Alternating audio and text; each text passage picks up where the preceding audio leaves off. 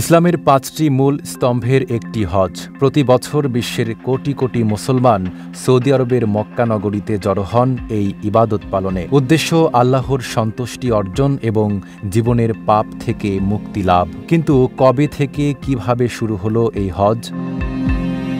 হজের কেন্দ্রবিন্দু হল কাবাঘর। পবিত্র কোরআনে বলা হয়েছে, নিঃসন্দেহে প্রথম ঘর যা মানুষের জন্য স্থাপন করা হয়েছিল তা মক্কায়। হাদিসের বর্ণনা অনুযায়ী ফেরেশতারা প্রথম এই ঘরের ভিত্তি স্থাপন করেন।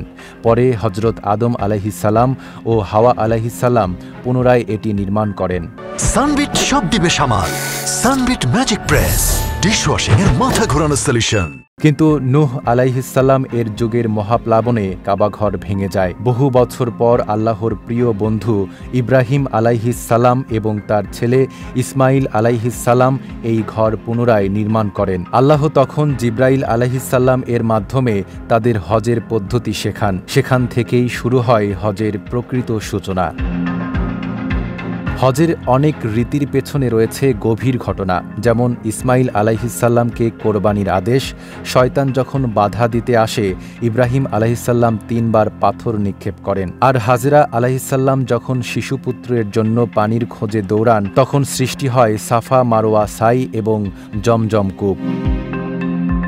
এই ঘটনাগুলো এতটাই গুরুত্বপূর্ণ যে আজও সেসব অনুসরণ করেই হজের প্রতিটি রীতি পালিত হয়। প্রতীকী হলেও এগুলো বিশ্বাস, আত্মত্যাগ ও ঈমানের পরিপূর্ণ প্রকাশ।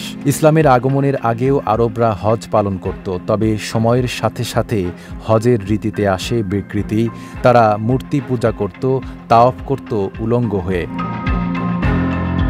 বিশুদ্ধ মত অনুযায়ী হিজরি নবম বর্ষে হজ ফরজ হয় মুসলমানদের ওপর। পবিত্র কুরআনের সূরা আলে ইমরানের ৯৭ নম্বর আয়াতে বলা হয়, যার সামর্থ্য আছে তার উপর হজ করা আল্লাহর জন্য অপরিহার্য। এই আয়াত অবতীর্ণ হওয়ার পর রাসূলুল্লাহ সাল্লাল্লাহু আলাইহি ওয়াসাল্লাম হজ পরিচালনার দায়িত্ব দেন হযরত আবু বকর রাদিয়াল্লাহু তাআলাকে। তার সঙ্গে হজে অংশগ্রহণ করেন প্রায় ৩০০ সাহাবী। এরপর সূরা তাওবা অবতীর্ণ হলে হযরত আলী রাদিয়াল্লাহু তাআলাকে পাঠানো হয় মুশরিকদের ওপর নিষেধাজ্ঞা ঘোষণা করতে। মক্কা হয়ে ওঠে কেবল মুসলমানদের ইবাদতের পবিত্র স্থান। পরের বছর ১০ হিজরিতে মহানবী সাল্লাল্লাহু আলাইহি ওয়াসাল্লাম নিজে হজ পালন করেন, যা পরিচিত বিদায় হজ নামে। এই বিদায় হজে তিনি মুসলমানদের জন্য দেন মানবতার এক ঐতিহাসিক খুতবা, যেখানে উঠে আসে নারী পুরুষের অধিকার, বর্ণবৈষম্য নিষিদ্ধকরণ এবং ইসলামী সমাজের মূলনীতি। সর্বোপরি রাসূলুল্লাহ সাল্লাল্লাহু আলাইহি ওয়াসাল্লাম মানব সভ্যতা বিরোধী সব বর্বরতা পরিহার করে একনিষ্ঠভাবে কোরআন সুন্নাহ অনুসরণের নির্দেশ দিয়েছেন। নাঈম আরাবী, ঢাকা পোস্ট।